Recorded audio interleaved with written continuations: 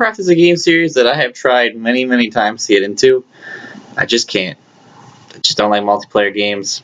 The story of Warcraft, though, has always been something I've really enjoyed. Anytime anyone has ever, like, talked to me about Warcraft or talked to me about, like, the lore and the history, it's always really interesting stuff. And I've only, like, briefly played Warcraft. Like, I don't know a whole lot that was going on.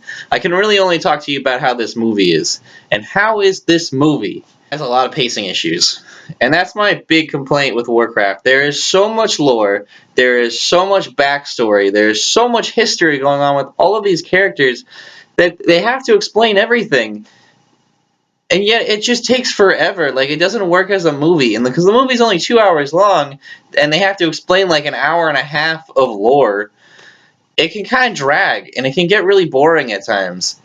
But on the plus side, these action scenes are pretty great. There's some really fun stuff to look at, and it's a really beautiful, beautiful looking movie. Duncan Jones did a great job of directing. I'm a huge fan of the last two movies that he did. Moon being probably my favorite film of 2009, and Source Code being a movie I really, really enjoyed. So I had a lot of hope going into Warcraft. This is his first time like hitting like a huge like budget film, and I couldn't even tell that he directed this movie. It could be anybody except that it just looks beautiful. The shots look beautiful. But you could only see a swooping shot of, the forest so many times. It's like, come on, new thing, do something else. But it's really cool seeing some of these cities playing. Like, it's nice to see Ironforge from playing the game. It's nice to see some of the spells being cast. It's nice to see some of the weapons. But fan service can only go so far. It probably worked a lot better as a Netflix show, a television show in general, where you could span it out to maybe like 20 episodes. Maybe like you did a animated like movie every like 6 months. I think it would have worked a lot better. There's so much lore, so much history that you just need more time to explain it. And they don't have enough time in this. But you also want to get a crazy budget, and they pretty much wanted to try to make the first really good video game movie, and we still haven't come there. I don't think that this is really that great. I think it's okay. I'll give you a complaint with the orcs. My big problem with the orcs is that they all look the same. They all have almost the same face. They all have almost like the same descriptive. The only difference to me between like the orcs is like their size. One orc is like a little bit bigger. One orc might have like a different kind of nose ring. They all look the same. It's kind of hard to tell who's who.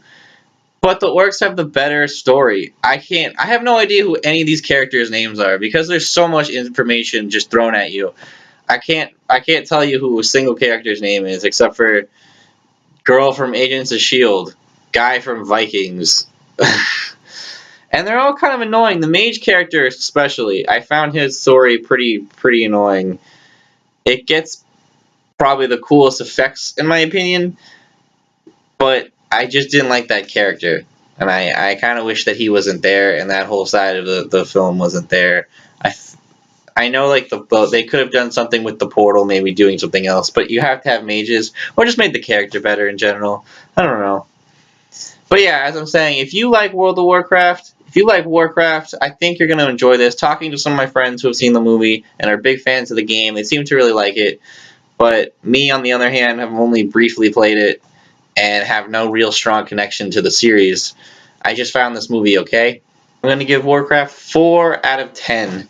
And if you like this review and you'd like to see more from me, subscribe to my channel, give me a like, and a review from Ryan J. will brighten your day.